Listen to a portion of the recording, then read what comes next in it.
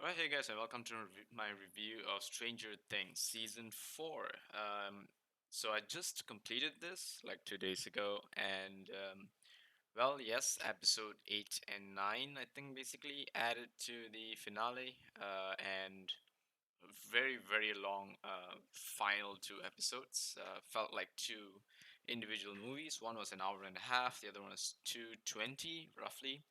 And yeah, I like those long finale endings. It really feels like you're watching a movie to an epic series and a conclusion. Although I felt it was dragged out a bit in some parts, I guess overall it being a TV series, I understood the dragginess of it.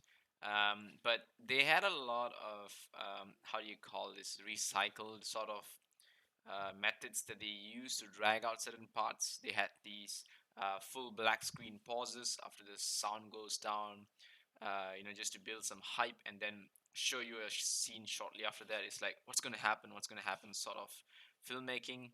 I think it's very, I mean, it's obviously done on purpose, but it just feels sort of repetitive in a sense where yeah, we know everyone is going to be in some kind of a big hook in the story, some big climax, and then you're going to cut off the screen, and then you're going to start showing things happen. And unfortunately they didn't really go, how do you call it, they were not too aggressive, I suppose, in the way the finale could have been, because having all the characters that they had involved in the season, the ones they actually ended up killing off were characters that I guess one of them was probably important, and she's not exactly dead, and that would be Lucas's girlfriend. What's her name? Um, it's that skater girl. I think she's supposed to play as some sort of a skater girl. Max, right. So Max is the one that's in a coma, so she's not entirely dead. And she also reveals Eleven's new powers, which is to be able to basically bring back someone from the dead. I'm not sure if it's she something she can do at any point in time, but because Max had just died, she did it within a minute. So Max's heart stopped for a minute, and then she came back to life. So that's something 11 could do.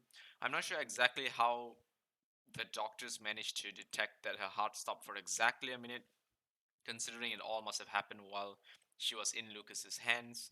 So I don't know. It's kind of strange for Lucas to have such a fact because he puts it out. It says that the doctor said her heart stopped for almost a minute. They say it's a miracle. How would the doctors know technically? Because they were not there. Like you would know if a person,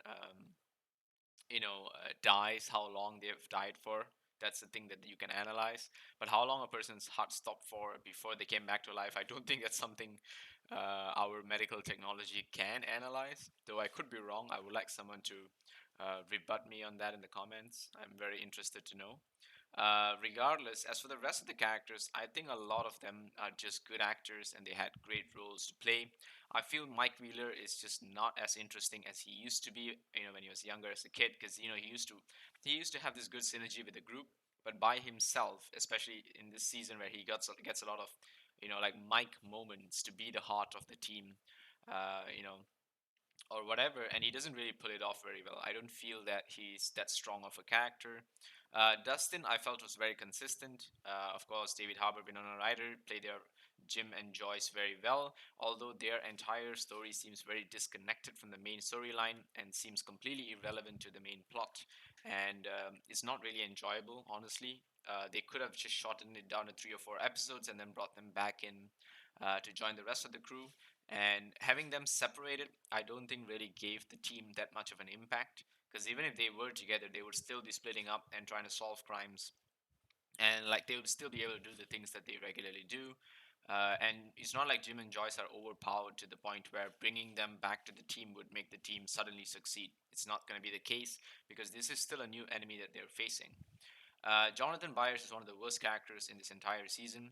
His the lines he's given, the story he's given, the romantic relationship he has with Nancy is almost built to fail in a very obvious sense. It's like the story is telling you that it's a fail from the start all the way to the end. There's not a chance that Jonathan has to get Nancy back because Steve is just cooler of a character. Steve is more involved, and Jonathan doesn't even put any effort to communicate with Nancy, and it's quite clear that he just I don't know whether it's like some kind of low self-esteem sort of impact that he's sort of having, as as a matter of fact, that Steve is usually in charge of the team when they're out together, because that's what he mentions towards the end.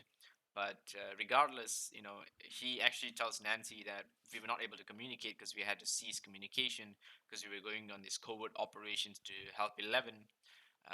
Yeah, but that didn't really entirely make sense because they were stopping at different pizzerias, and there's obviously CCTV cameras and ways to find out where they are. They're refueling at stations. They're using,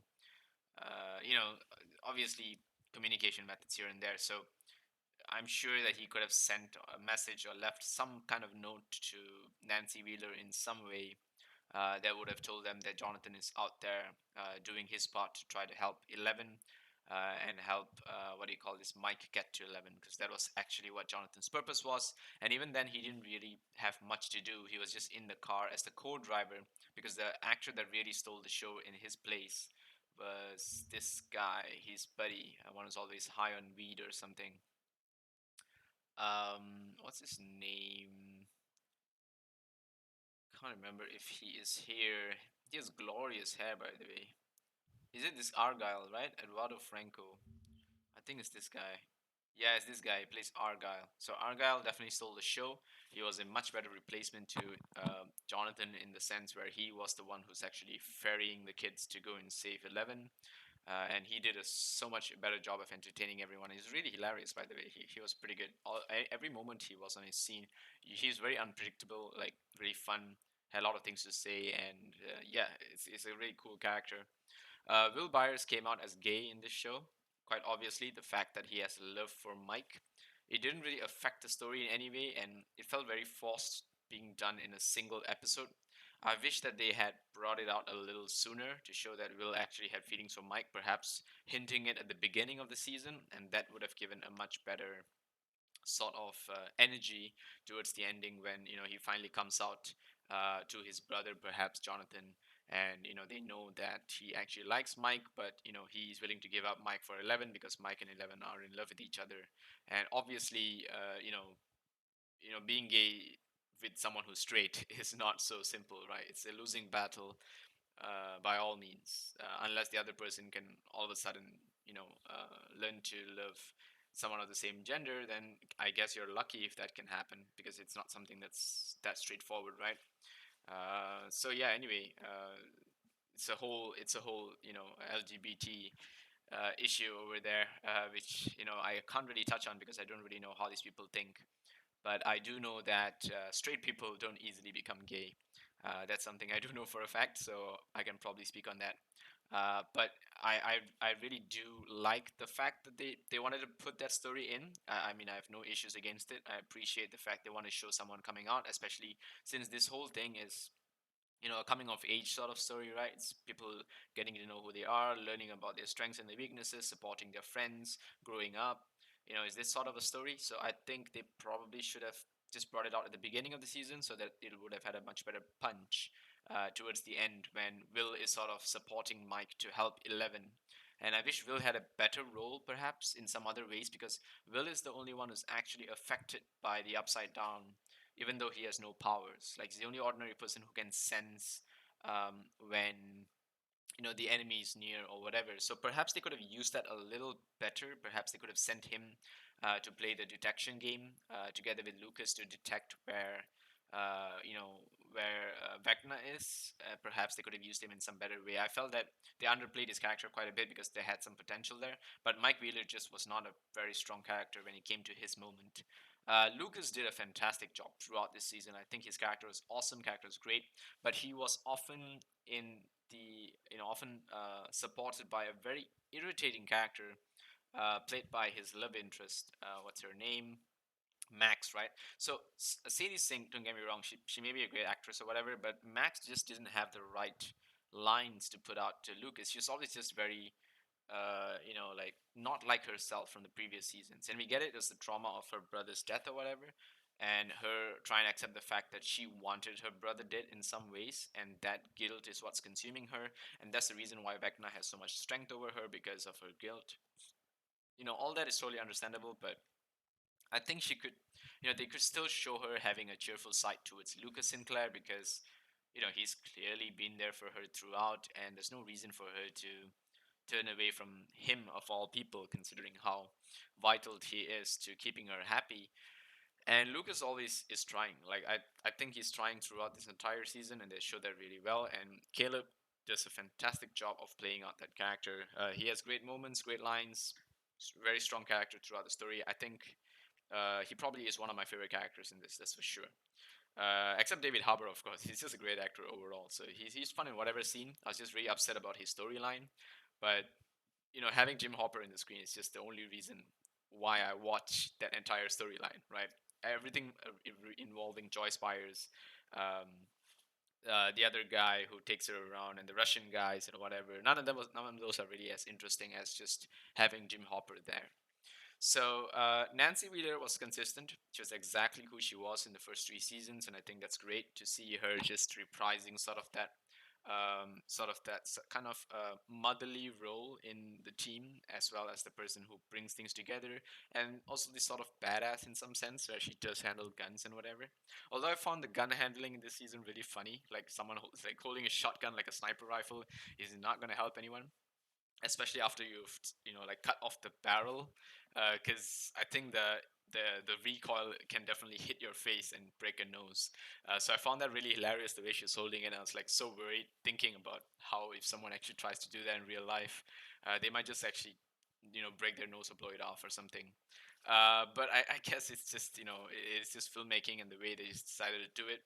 Even Jim Hopper handling an AK-47 in one hand while shooting it, I found that kind of hilarious. I'm not sure if that's very practical, but yeah, if they're showing that Jim Hopper is so strong that he could do it with one hand, I would buy it for that, I think. But other than that, the shotguns single-handed, I mean, not single-handed, close to the face is super scary, super hilarious.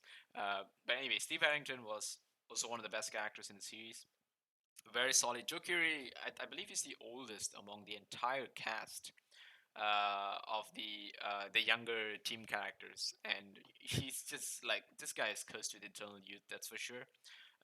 But yeah, he also does a really good job of playing himself and doing his part and being this sort of. I think he's more of a center of pity in this show compared to other people because he's the only one who's technically single among everyone here. Like everyone, I think has a pair. There's a pair here. There's a gay pair that not really worked out, but it's still a pair at least. At least they know, we know something. There's another pair here. This guy is the only guy who's single, which is why they put him next to the guy who's also single. You can see this, how they arranged this very well. Very well done. So actually, these two are not together. Dustin is already has a girlfriend, but she doesn't really do much in this show. Susie, I wish they actually used her a little more. She always just turns out when they need her in a pinch, but after that they just throw her character away. So she was there for like I think half an episode, and they didn't really use her too well, and I don't really see her being that much of a character. I think I don't know whether they intend to use her in future seasons. I don't really know why they didn't use her so well. I find her reasonably entertaining, just as entertaining as Dustin, although Dustin is just awesome. But yeah, that was that. Lucas, of course, together with Max, the other couple, and I think yeah, that's about it. The rest of it is that's it. Oh yeah, sorry, Max is actually here. Why didn't I see that? So yeah, that's for the sort of synergy and the acting and the characters and the development. As for the plot as a whole, so season four sees the team facing off against this new super, who's Vecna, and Vecna apparently is number one of the kids who are also experimented, just like 11, in the secret research facility that is under Hawkins. And they're both, were controlled by Papa, who is the scientist who was handling them. He's sort of their, I think, just the handlers, I suppose, because there are other actual scientists who work on them. So yeah, in this season, 11 has to go and try to get her powers back so that she can help the team fight Vecna. Vecna is trying to get four people killed within Hawkins so he can open a gateway that'll bring the Upside Down to the actual world. That plot is sort of a bit stretched out, and all of a sudden, we had three people dead. We have one person left, one person didn't die, and supposedly that should have been Max. So in the end, Max does die, and they do get the fourth gate open. But 11 brings back Max to life. It's just that Max is in such terrible condition. Her body is all damaged and broken because Vecna does harm her. So she's close to death and she's in sort of a coma. And 11 actually goes into a psychic mode to try to look for Max, and she can't seem to find Max even in her mind. So it is possible that Max's soul is trapped somewhere between the real world and the upside down because it's used to open the fourth gate. At least that's my guess. I don't know how sci-fi this film is, but knowing what they've been doing so far, I think it's possible that Max's soul is trapped somewhere, and 11 has to eventually go and save Max from some alternate dimension where her soul is trapped. Because I'm sure that Vecna uses their souls to open these portals. Um, so yeah, even though the body is there and the heart is beating, I guess she is still technically dead. So yeah, that's the gist of the story. There's a lot of in depth to it, which is also the fact that Jim Hopper is stuck in a Russian prison. He's not dead. Apparently, he survives the explosion from the end of season three. So Joyce builds a team together with what's the other guy's name? Let's see, together with not these guys, not these guys. Yeah, Dimitri is together with Hopper in the Russian prison. This guy is a guard actually that sort of double crosses the prison to work with Hopper to escape. And I can't really find the other guy. I'm not really sure what his name was. But he's basically the guy who's supposed to be this anti-government sort of undercover tech geek or whatever. And he's working with Joyce to go and save Jim. And they do a good start off like it picks up really well, but it just ends up being really really boring. There's also a side story where Billy Hargrove and this team of basketball players or whatever, they go after the Hellfire Club. And I think that story was a little bit strong in the sense where at that time a lot of people, especially all these Christians and whatever, they for them D&D did seem like a cult. And it is a true thing. People back then thought that D&D was a cult, and they are doing some kind of demon worshipping or summoning or whatever, because for all the elements that are in D&D. So it's kind of hilarious to think about it. But yeah, if you guys lived in the 70s or 80s, especially 80s and 90s especially, I think you would know the involvement of people being afraid of D&D as a cult. But yeah, it's hilarious at the same time, but it's really well shown in this show in the sense where they call the Hellfire Club, which is actually a D&D club, as a actual demon summoning hell club, which is what they think it is. And it's led by a fantastic character, which is he here? No, he's actually not here. Why is he not here? He's one of the best characters in the story. He should definitely be in the front. um Wait, this is Ted Wheeler. No, this guy. No, not this guy. Billy Hargrove. um Eddie Munson. Right, this guy. Eddie Munson. Eddie Munson is one of the best characters in this show. He was introduced at the start of the show. He died at the end of the show, and I'm really upset about that because he was hands down one of the best characters in the show. Had a fantastic role, bringing the team together, being that D&D geek, that maniac, also being the first person to see someone get murdered by Vecna, being hunted throughout the show, and then redeeming his character as a person who doesn't want to run anymore by fighting to the death. This guy, hands down, is one of the best written characters in the entire season, and they should have saved him for a little bit more and probably sacrificed one of the other characters. But I think they all have good agents and they have what do you call this? Contracts that are preventing that because everyone just wants to make money. And I think that's one thing Game of Thrones did really well, which is they were brave enough to kill their characters. In this show, however, that is not going to be the case. They are protecting their characters very much. So yeah, they had a lot of good plot lines in the side, bad plot lines in the side. I think overall the goods outweigh the bad. The story itself is a little more interesting in the sense where Vecna is a villain that actually has character. Vecna has a fantastic backstory where being number one in the facility that 11 was being trained, Vecna's already like grown up as an adult at the time, and number one tried to help 11 escape. And number one actually was going to let 11 escape by herself, but 11 decided she wanted to help number one, and she actually freed this inhibitor chip that was in his neck, and only to realize that number one actually is a bit of a psycho and starts killing everyone in the facility. 11 banishes him to the upside down, finally realizing that she's the one that opened the portal initially to the upside down, creating the entire mess. And ever since, Vecna has been building himself up to try to take revenge. But the way I see it, Vecna is fantastic because he's a survivor. He starts off as a kid with an intention to outlive humanity and sort of find himself being superior. And he gets caught by the people in charge of Eleven's facility, and then once again he escapes and he's caught again by the Upside Down.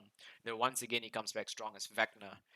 It just shows how awesome this guy is. He's a survivor, and being thrown into any situation, he is going to survive, which is why he's still not dead at the end of this season. He survives, and he's definitely going to be coming back as a supervillain with revenge on the mind to face off against Eleven once again. So Eleven gets back her powers. She's even stronger than before, in fact. Um, and she does defeat one by a near margin, but one manages to complete his ritual, which is in sacrificing Max, he gets to open the portals, and so the Upside Down is actually released into the actual world. So Hawkins is the one that's mainly affected, but the rest of the world actually gets the news about the earthquake that has happened in Hawkins, and the seismologists apparently are so shocked about it, something like that. But yeah, they have a really cool story building up towards season 5, I hope, and I really would like to see them be a little more daring to kill off some of the other characters. Considering this is a show about a villain that is actually killing people, it's just kind of strange when other like you're being too protective of your characters and it gets too obvious that is just like any other drama, right? Everyone's just gonna drag things out season after season. I wish they actually had more people of value die. Like Jonathan Byers is just built up so badly. If he dies at the start of the next season, no one's gonna care, right? But if Nancy dies, the story just completely changes. That's a true shocker. I get it. They want to go with a very specific, kind of story or whatever, and they unfortunately had to kill off this guy who was probably the best thing about this show. And they decided to keep Jonathan Byers. I don't know. It's just weird choices for me. Regardless, they did try to foreshadow a bit in the story with the possibility of Steve and what's her name?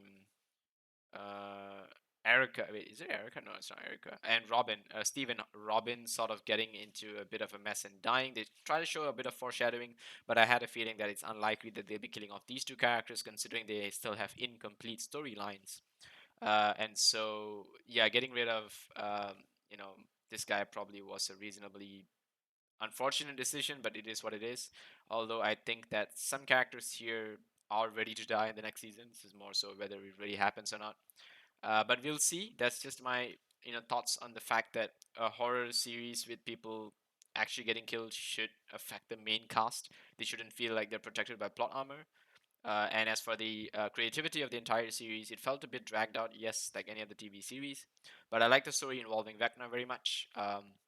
Eleven's story was just basically removing her from the team to nerf them out for a good part of the season, just so that her powers can't really help them. And I found that to be a good decision because it actually allowed the characters to shine for themselves.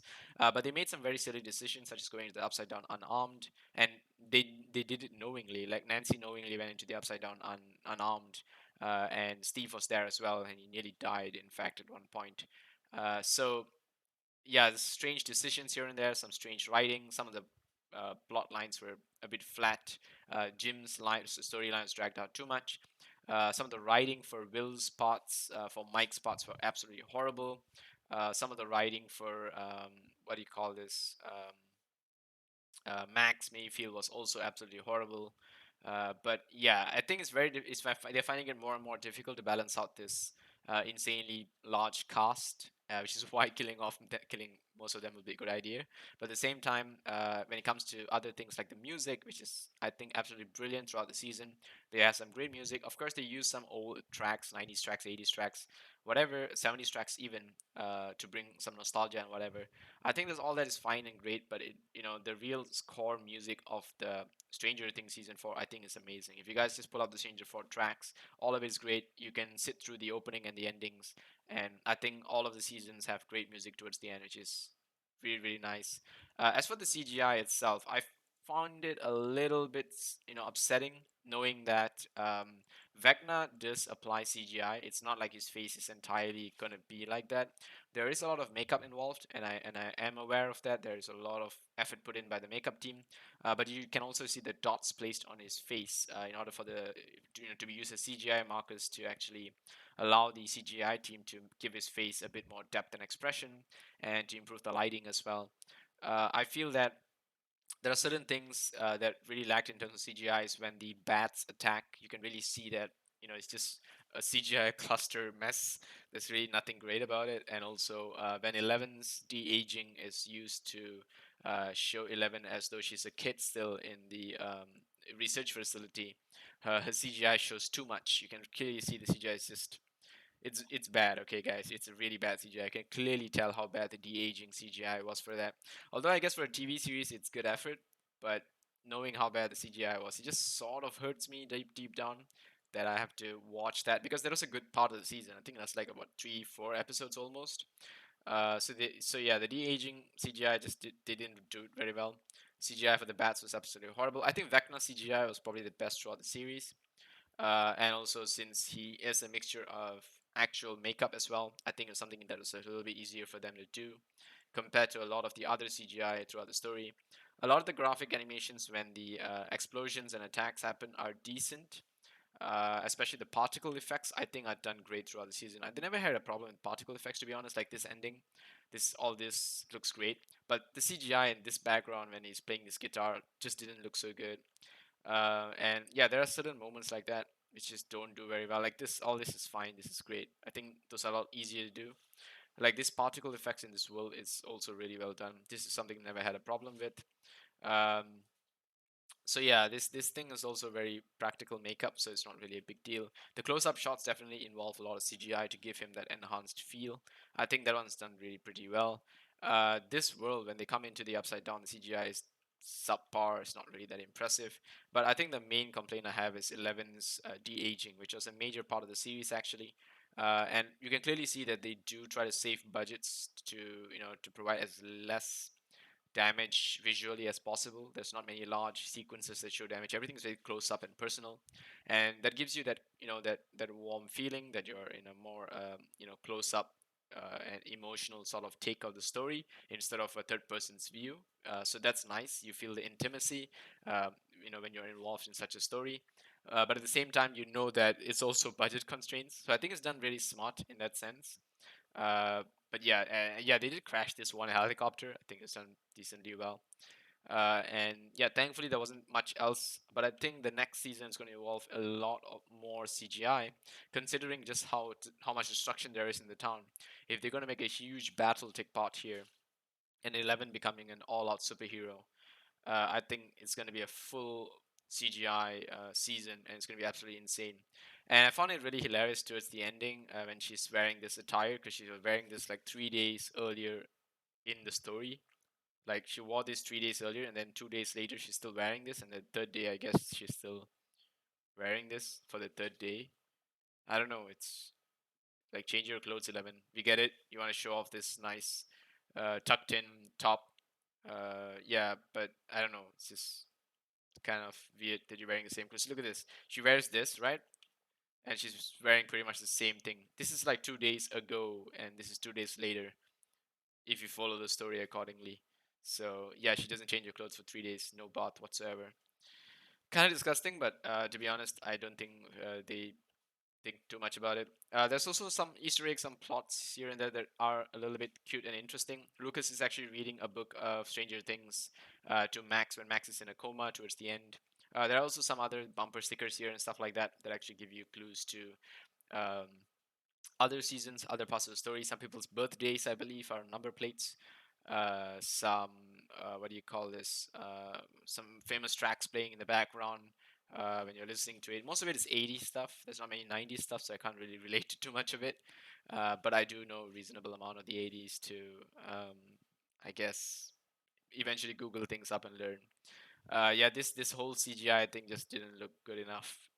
They tried their best though. There was a few frames where it did look decent, but even here it looks blurry. But in the actual one, it looks pretty sharp, but just not that impressive, I would say. The rest of the cinematography and lighting and all these things were absolutely impressive and amazing. I think overall, despite the low budget CGI, everything felt really good. So yeah, that's a very, I guess, in-depth analysis I had to do on this Stranger Things because I'm a huge fan of this series. I've been watching since the first one, watching it closely, and I really like the sort of sci-fi horror. It really fits all, like it ticks all my boxes, right? When it comes to a TV series. But I mean, there's only so many things I can expect from it. I will rate you later, but for now, to give everyone the general rating that I've intended. Let me pull up my text box here. I'm gonna give this show the benefit of the doubt and give it a 7 out of 10. All right. Yeah, I think that's fair. So I'm gonna give it a 7 out of 10. Giving it the just sort of the I guess taking the positives into note. I cannot give it any higher honestly because when you create such a big cast, you create a lot of room for error, and there are a lot of errors in the series. And I can't say that it's gonna be a perfect series, it's a great series, it's a must watch, anything like that. Honestly, it's good for fans of sci-fi, but if you're not a fan of sci-fi, you might find a lot of moments just boring, just draggy, just sort of pointless. A lot of side characters' narratives fell short. A lot of the main characters' narratives were dragged out very obviously just to create some alternate story. The team is split up, I feel, a bit too much in this, compared to the previous seasons. They're splitting up further and further. In the next season, they're probably going to have to show 10 different scenes of 10 different people in 10 different places, and it's just not going to be that easy. They rather show more teamwork being played out, respectively, and they have a very balanced cast, right? They have someone who is good at something. They have every cast, every member that is unique in their own way. So having Hopper and Joyce take like the entire season away from 11, I felt was just unnecessary completely, and made their story less like it was so boring whenever they flipped to Hopper's story compared to the actual story that was happening. And then even in the actual story, it was like unfortunate that we had to wait for like 4 to 5 episodes to get 11's actual story ending, the only one we actually cared about, which is who is what did 11 do that night that caused all the kids to die. And it turns out it was because of number one, Vecna, and it was all because of Vecna's story. And Vecna is the final villain that was created by 11, and all of that actually took only one episode to tell. So the rest of the episodes are sort of just wasted and just dragged. And similarly for Max Mayfield, Max's story of her what do you call this, regret, her sense of remorse or whatever that she has because she always wanted her brother to get hurt because her brother was being abusive and always rude to her and whatever. And in the end, when it does happen, she feels bad for wanting it to happen. We get it, but that being dragged out for like the entire season and her not talking to Lucas, and just felt like we get it. You don't have to just drag it out and make it so awkward and so irritating, but they just had to go with that. And then killing off the best character they had in the season, who was that the D&D guy I keep talking about. Yeah, just wait, is it Gate Gatton? I need to know his name actually. Eddie Munson, right? So yeah, having Eddie Munson, killed off towards the very end, it's just unfortunate. You kill your best characters, you keep your worst, and also yeah, like certain characters, as I said before, like what do you call this? Jonathan Byers is just absolutely fell flat this entire season. His friend was carrying it so much better, and he was supposed to be the original cast, part of the original cast of Stranger Things. So, yeah, it did fall short in the sense that the plot just wasn't good enough, but it is still very interesting. I think some episodes you can give it like a 9 or even a 10. They're just so good. But some other episodes I would give it probably a 3 or 4. So on average, I wanted to give this season probably a 6, but I'm going to give it a 7 and the benefit of the doubt because this is a massive saga, right? So this is just the fourth part of the entire story. So I'm going to give this a 6 or 7. I think I'm leaning towards a 7 just because I like the sci-fi and horror. But to be honest, it's probably a 6. So you can take it as what you want, but this is more or less it for me. So if I go by the plus minus one rule, you can take it as a 6 or an 8. You can take it as a 5 or a. Yeah, somewhere between that. I think it's a 6.5. You know what I'm going to do? I'm actually going to just change this to a 6 because I always practice giving the lower rating first, and then I prefer sticking to it that way. I don't really like to give it too high, because quite frankly, people are comparing a lot of seasons to one another, right? Like Stranger Things season 3 is definitely better than this, but is it the best TV series out there? No way. I can't give that a 10 out of 10. I can't even give it a 9 or an 8, right? So I'll probably give Stranger Things season 3 a 7. So this gotta be like a 6 because this is worse, or maybe even a 5. So yeah, that's my main complaint for me. But regardless, overall, as a horror TV series, it's really enjoyable, but it's clearly drifting away from the fact that it's definitely not suitable for any kids or minors. TV 14, I think, is a decent rating. 14-year-olds probably are mature enough to understand this, depending on where you live. But I think 16 plus would have been a better rating, considering all the elements of homosexuality that's probably going to come into the next season. I don't really know, but it's a coming of age story, so I think you need to have at least 16 plus kids who are mature enough to understand the coming of age concept. But I think 14 is a decent thing because 14 is actually the time when kids sort of learn about their sexuality, start falling in love, raging hormones, and all these things. Actually, you know what? I think the rating is great. It's a brilliant idea. It actually comes down more to a sense of maturity, depending on where the kids are from, which part of the world, their religion, their culture, these sorts of concerns. And I don't think the TV series should hold back for any of that. I think they should just be whatever they are and honest to themselves and what they intend to be, which is why I'm open to any kind of coming of age storyline that may involve sexuality or gender bias or whatever the topic may be. It's great to have these things addressed in a show like this because it actually makes people want to like able to relate to the kids and all that. But I think that it just should have given a better story overall, and better closure, especially in the case of you know what do you call this guy, Mike Wheeler, who turns out to be a love interest of what's his name, Will Byers, right? Yeah. So wait, yeah, it's Will Byers, right? Yeah, Will Byers. Yeah. So um, I wish they just had a better story for Will from the start instead of just throwing it out towards the last episode or last two episodes. They just show him looking at Mike strangely throughout the entire season. Like we get it, we know there's something going on, some kind of tension, but they just don't want to talk into it until the very last two seasons. I don't know if they're finding it difficult to decide whether they're allowed to do that because sometimes these TV series are also held back by so many kinds of rules and restrictions, rating issues, worries about whether it will be aired throughout the world. So sometimes they save these things for the last episodes or finales or something like that because people don't really have a choice. They have to watch the finale, right?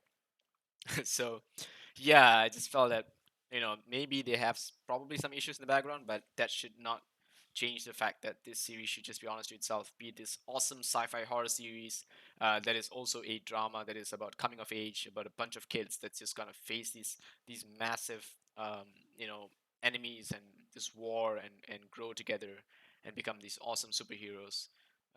Yeah. So yeah. Anyway, that's about it. I absolutely love this season. Don't get me wrong. You think a 6 out of 10 is bad? Trust me, you haven't seen my other ratings.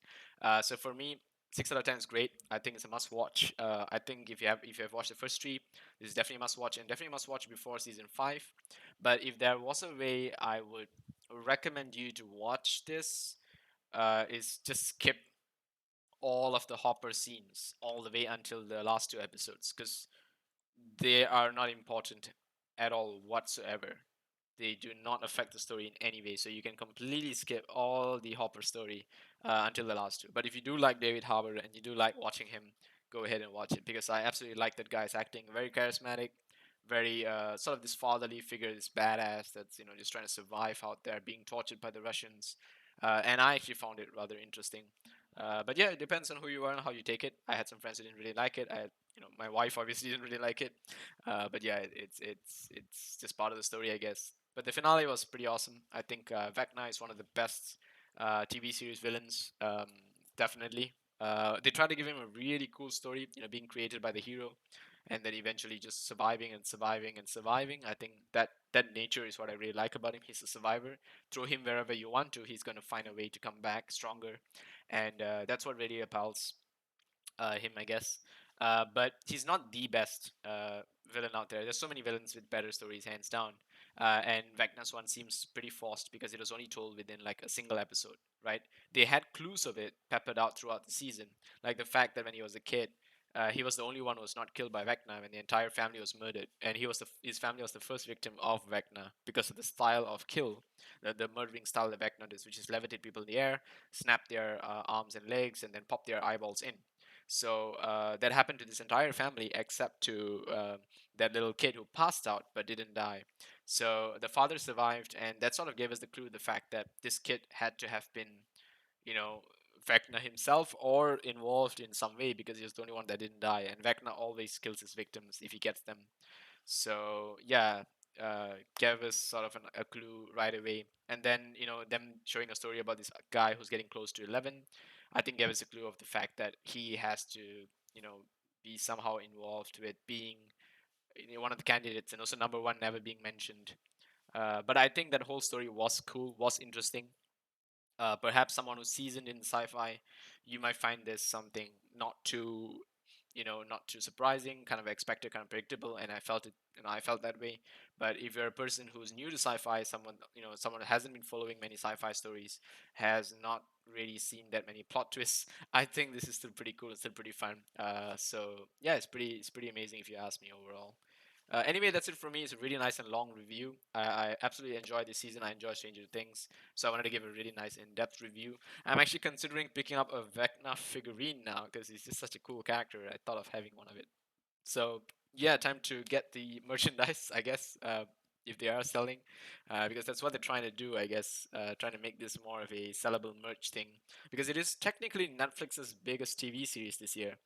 They didn't really have many other things that could carry them. So yeah, Stranger Things 4 was the big punch from Netflix, and because Amazon Prime is doing too well with The Boys, and The Boys hands down is just better than a lot of other things out there because The Boys is just so shocking, it's just a shock factor to impress its viewers. So Stranger Things was sort of the thing that Netflix does because Netflix at least can appeal to the younger audiences, which The Boys can't because The Boys is 18 plus only. So I guess Netflix probably did their best with it. I hope it just wasn't that good for me, but I can't wait to see what else Netflix brings up. But this is their big show, and so yeah, it's a must watch. So yeah, that's it from me, guys. I'll see you in the next one. Thanks so much for watching. Thanks for hanging out with me, and yeah, I mean, I really hope that you guys check out my other videos, and perhaps I'll see you soon. Take care.